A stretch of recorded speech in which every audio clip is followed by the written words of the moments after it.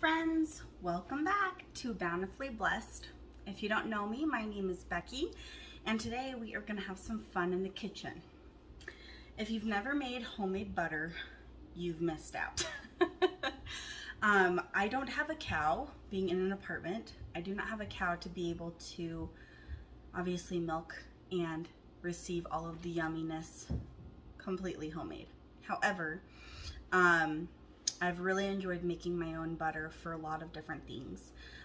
Getting butter from the store is great. I love doing that when I can get a good deal and I can freeze a bunch of it, but there's nothing quite like some fresh butter. So I thought it'd be really fun to go over how to make your own, and it's really, really easy. So I just got a thing of some heavy whipping cream.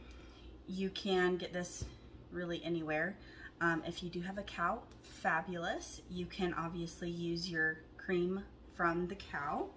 Otherwise, you can get any kind of cream from your stores.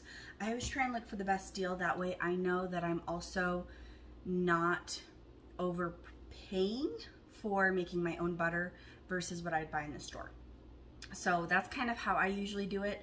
This is a quart size thing of heavy cream, and I've actually done the math when I've done my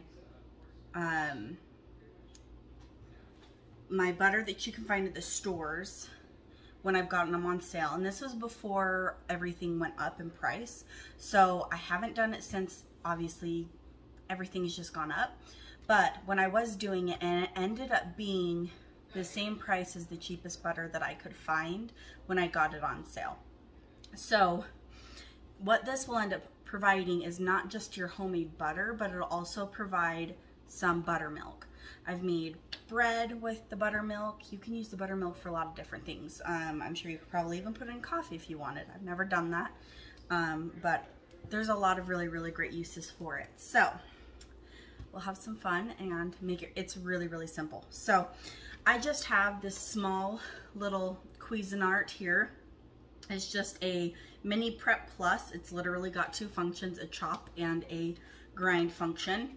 It's very, very small, but it gets the job done, and that's all that really needs to happen.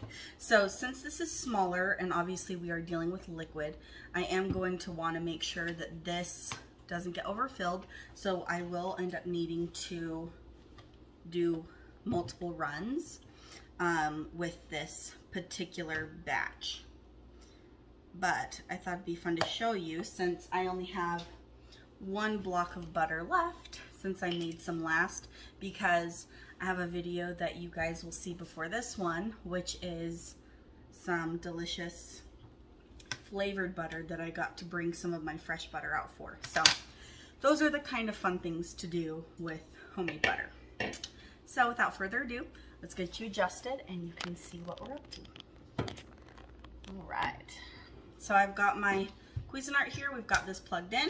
Obviously, I've got the nice little attachment here that's the top, and it comes with the nice little part that would chop or grind. And in this case, since we're making butter, all we're basically doing is going to literally blend for a really, really, really long time until it starts to form different things. So as we kind of get to those different stages, I'll show you what those are.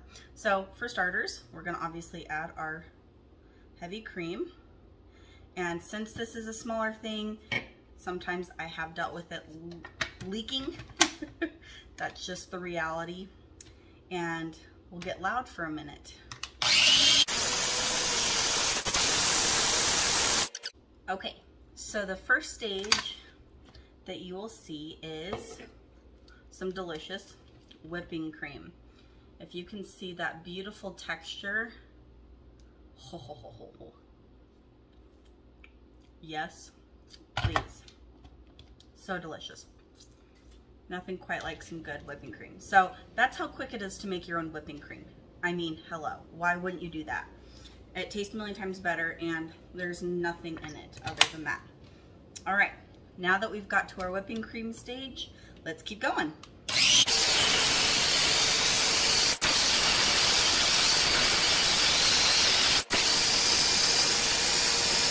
we're not quite at that stage yet, but I wanted you to see what's gonna end up happening is as this gets thicker, which you can see how much thicker it is compared to what it was, what's gonna happen is this is all of a sudden going to basically break and you'll have a liquid that's left. That's your buttermilk.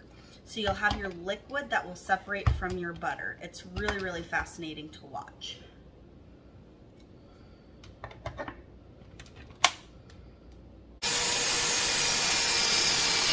Okay, we're literally right there. See how it's now starting to kind of curdle? How the texture is completely different. It looks more like a cottage cheese kind of consistency. This is the part where it starts to break. It's really, really cool. If you keep an eye right here on the Cuisinart here, you'll actually see this and you'll have one big chunk that starts to move. So this is how it should look when you've actually gotten your butter. So you'll have your butter and then you'll have all that liquid, see all that? That is your buttermilk. So what we're gonna do is we're gonna separate that now, okay? All right. There's just something so satisfying about watching it just kind of like break apart. It's really cool. So now I've got the milk and the buttermilk and the butter. So now one of the most important steps, mind you, most important is going to be to separate your buttermilk and your butter. You cannot leave the butter like this. You have to separate it. So I'm gonna get my, oops, hold on. I've got one somewhere. Potentially. Let me see here. There we go. So you can use a spatula, you can use whatever you want to help. Basically, what we're gonna do is we're gonna kind of clean the butter more than anything. So what I'm gonna do is I'm going to drain out the buttermilk that we have, that we know we have. So that's gonna get separated here. So we want to get as much of that as we possibly can before we actually mess with the cleaning process.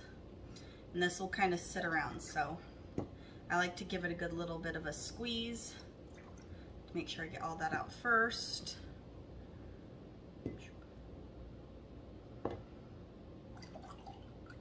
Because that will leave a decent amount left.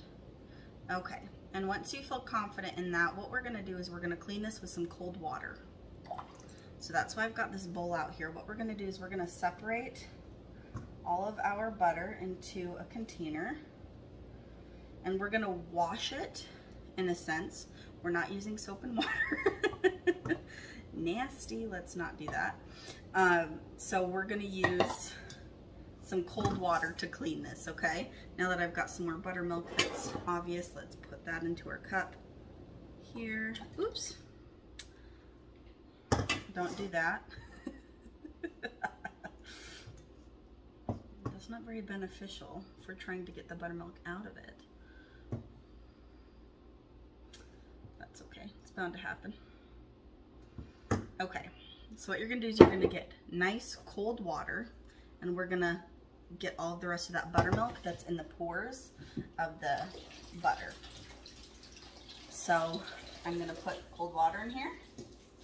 Yes, cold water. And you're actually gonna need to do this a couple of times. So the first step will be basically kind of cloudy. You expect it to be a little cloudy because we're cleaning out any of the buttermilk from the butter. So you'll basically just press along the corners with that butter. Okay. And we're gonna do that a little bit with different stages of water here. So what I'm gonna do is, since I have way more water than I have butter in this, because obviously it's a small batch, Usually you'll want to go through this at least a couple of times to make sure that it's thoroughly out of there, because as long as there's any buttermilk in there, your butter's not going to last quite as long in the fridge. So you definitely want to make sure that you've cleaned it out thoroughly enough. So I'm just going through and basically just kind of kneading it, and you'll see the water get clearer as the butter is getting cleaner. So I'm gonna do at least one more strain here with this.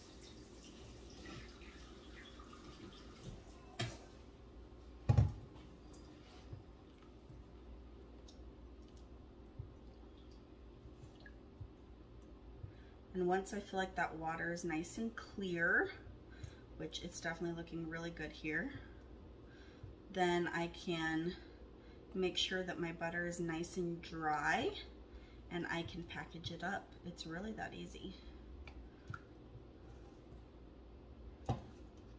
Beautiful. I feel really confident with that. So what I'm gonna do here, now that this is all my beautiful butter, I'm just gonna make sure that that gets all nice and cleaned out. I don't want any water residue left in this, because obviously we don't want it to get cheesy. What will happen if you leave the water residue, it will end up smelling very cheesy in your fridge very quickly. So you want to make sure that you kind of clean out as much of that water as possible before you package it up. And then once you're ready to package it up, you can seal it however you want. Eventually I'd like to get like they have like a butter block to make it so it's nice and butter shaped. But honestly, after I've gotten everything cleaned out, I just get some good old plastic wrap and wrap mine up. I think this does not have my fabulous little cutter on it anymore. So we will cut this to our liking, hopefully. There we go. Nope. I thought I could tear it. I could not.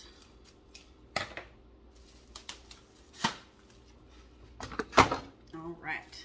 Once you feel confident that everything's been cleaned out well, then you can wrap it up and store it in your fridge or your freezer. I usually store mine in the freezer, and then when I know that I'm gonna be using it for something, then I will do that. You can salt it if you want. Put some on top, mix it in. I don't usually add salt to it directly, just because I'd rather have it unsalted, and then I can just do whatever I want with it later.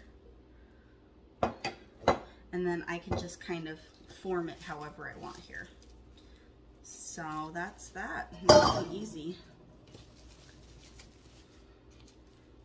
I try my best to kind of make a block, but when you don't actually have a block, obviously it's a little bit harder to do that. But just shape it however you want. And easy as that. That is how simple it is to make butter. And I can toss that in the fridge or the freezer. The fridge, it's not going to obviously last as long. If you do start to notice that it has a little bit of more of a cheesy smell to it, you can still eat it. Just make sure that you get the water as thoroughly cleaned out as possible. Because when you go to use it, if you keep it in the fridge, obviously you want it to smell good. You want it to taste good. And so that is how easy it is to make your own butter, and without even having a cow. Maybe one day, we'll see. if I ever have a yard big enough or something like that, but who knows. Anyways, I hope that you found this helpful, and I have, if you have any questions, just let me know. I'm happy to answer as many questions as I can, and I hope this will encourage you to get out, make your own butter, and then when you have some buttermilk left over, do whatever you want with that. Like I said, I usually save up enough to where I can make some buttermilk bread, which is really good. I'm sure there's a ton of recipes that you could use buttermilk for. I don't use buttermilk a lot, which is why it's nice for me to be able to make my own butter, because then I have the buttermilk that I can use it for instead of having to go to the store and buy buttermilk for something. I usually already have it on hand, so quite handy. Have an awesome evening, and I hope that you are bountifully blessed.